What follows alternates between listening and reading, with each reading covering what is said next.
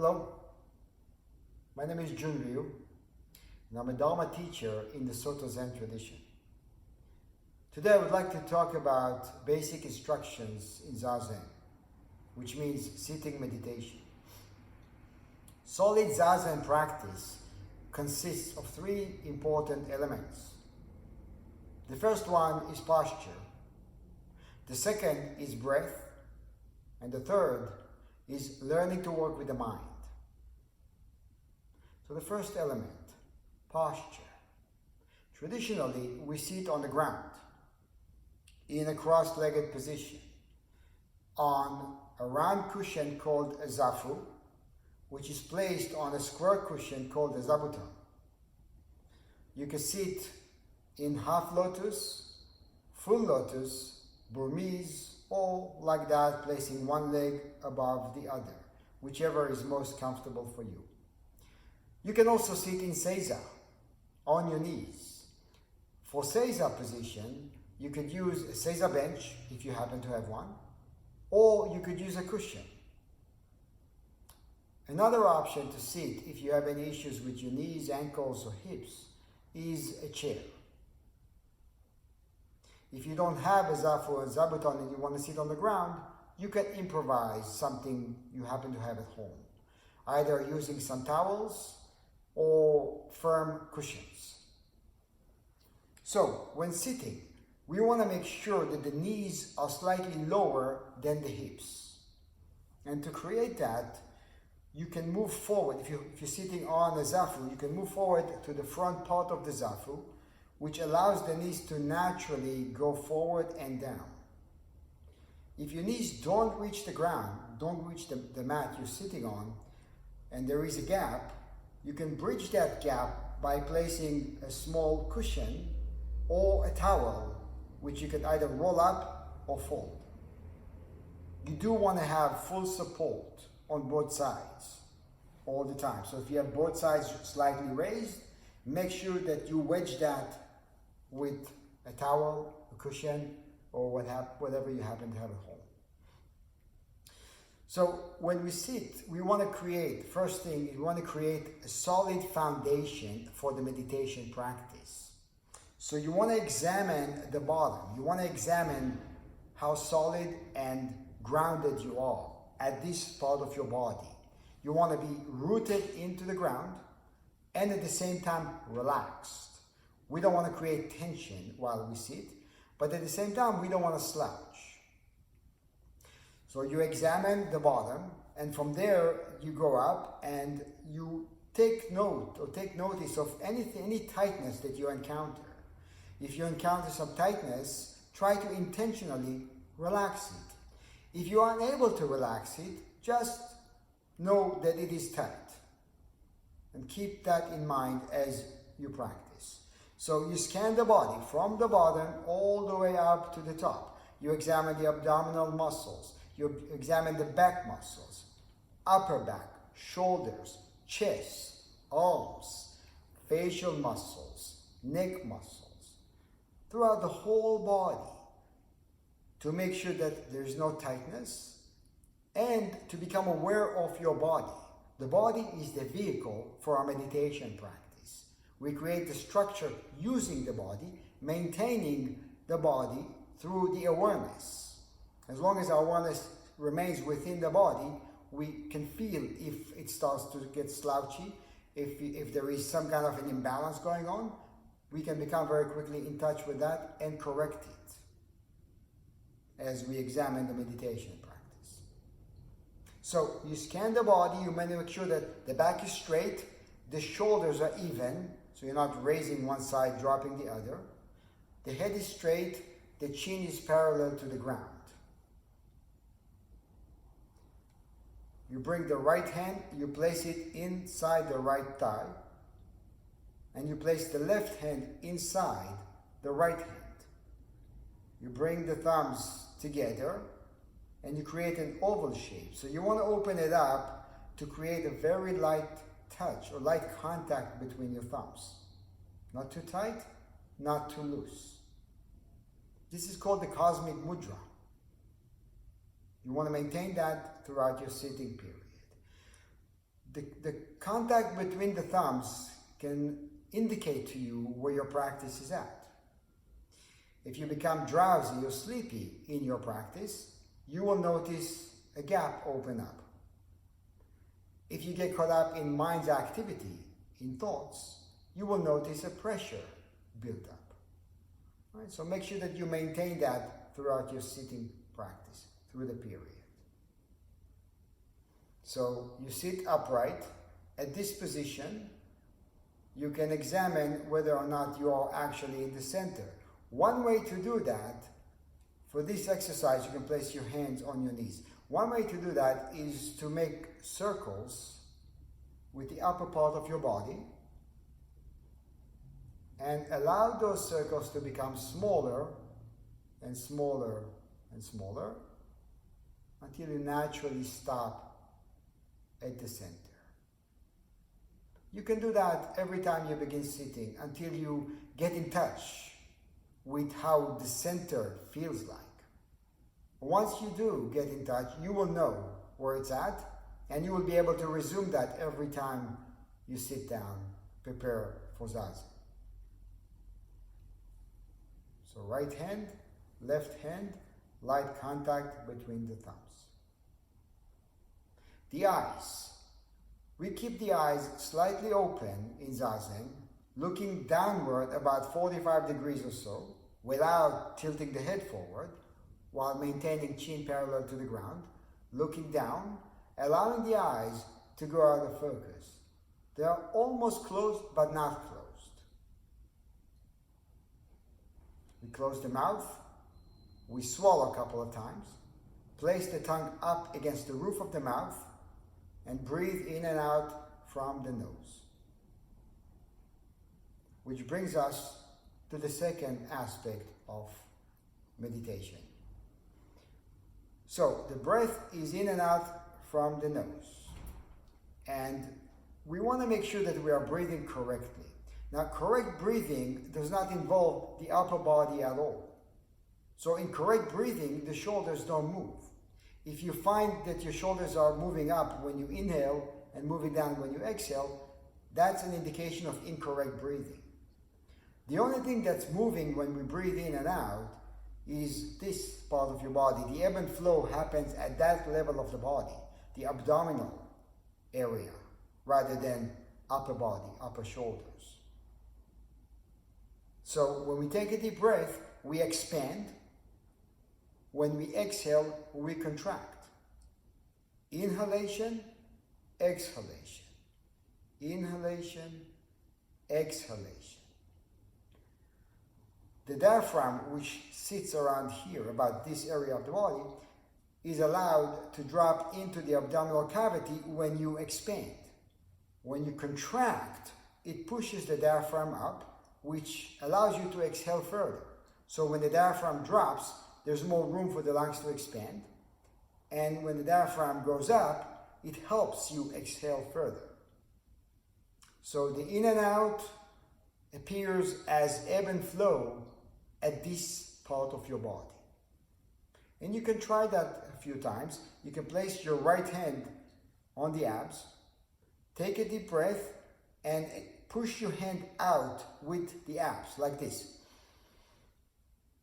And then push it in with your hand as you exhale.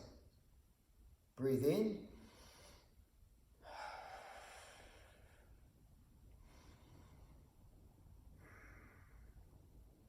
And you can try that without the hand a couple of times.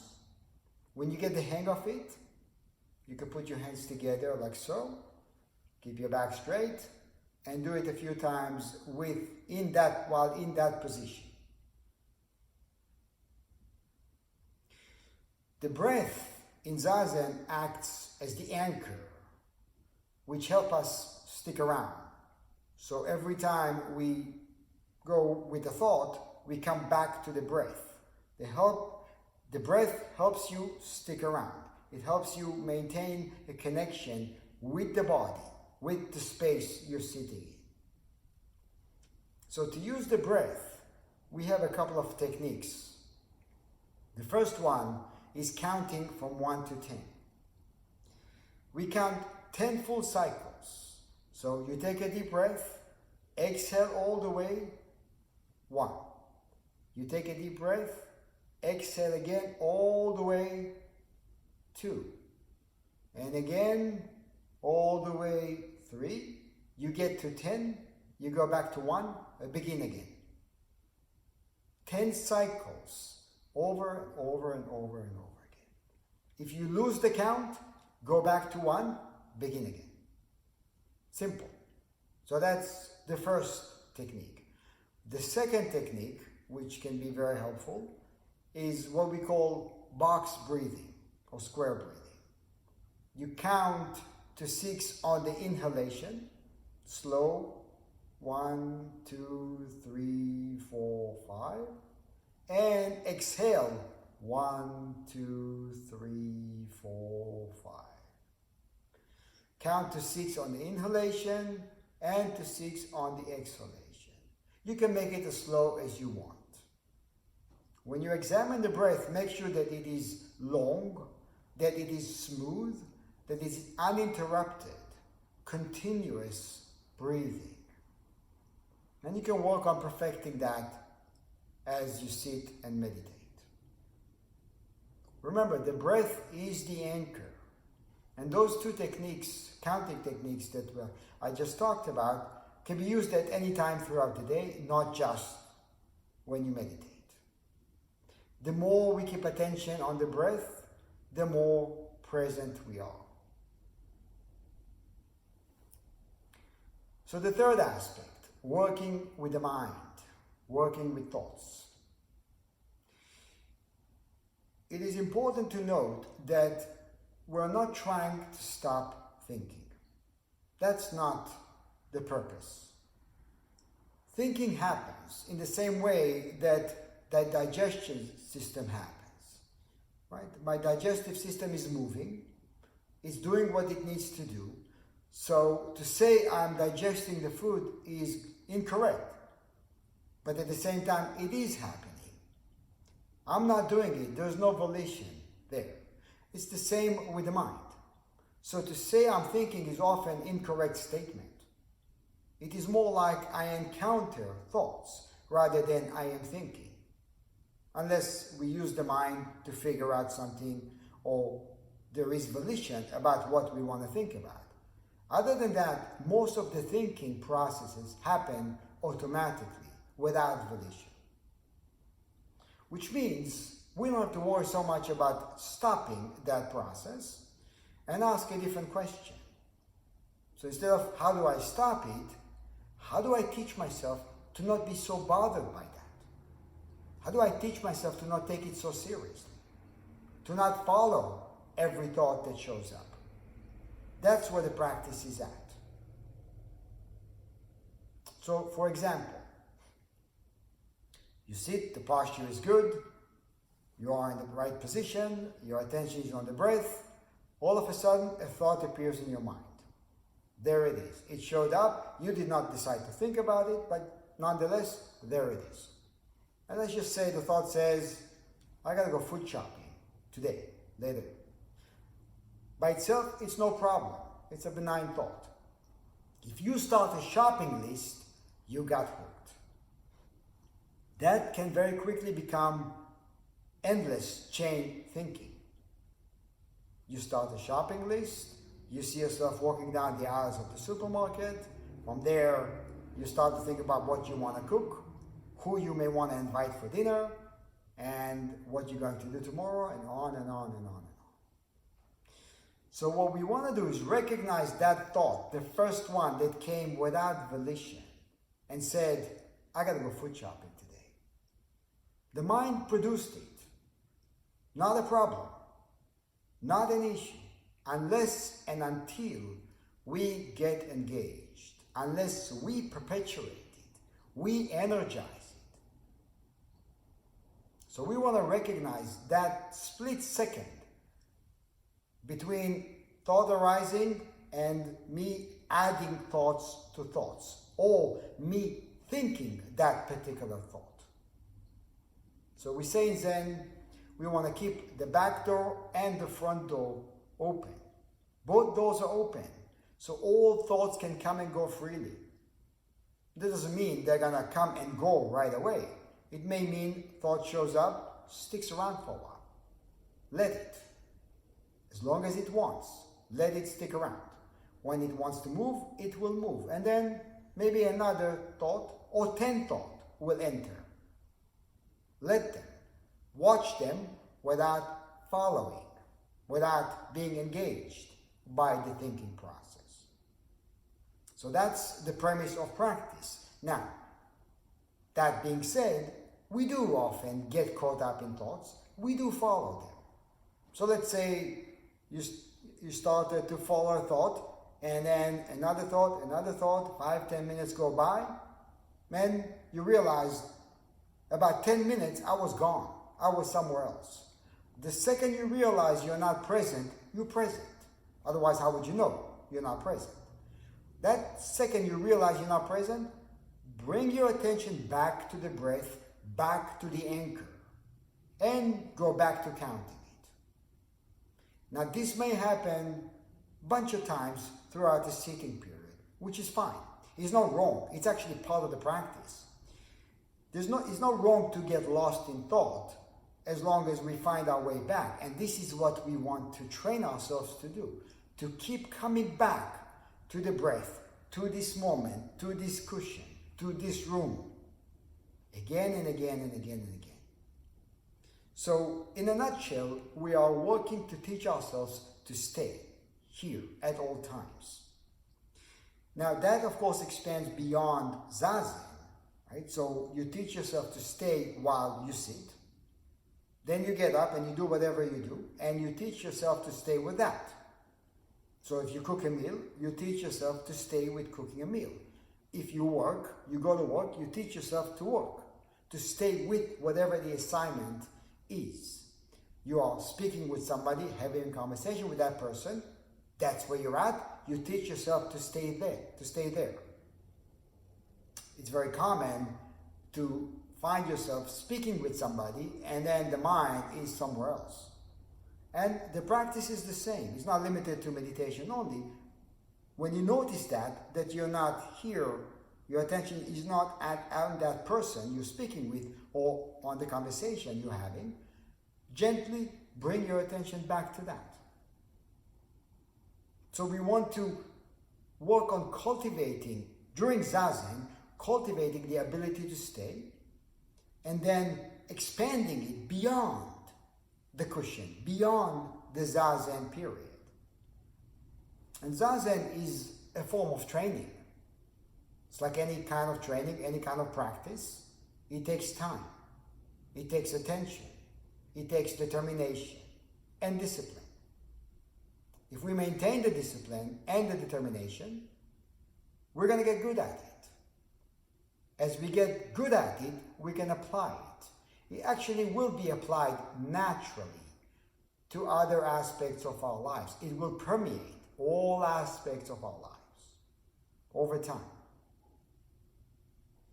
So people often ask, how long should I sit?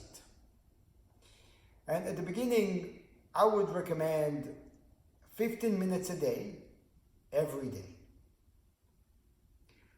Better to sit 15 minutes a day every day than twice a week, 45 minutes each time.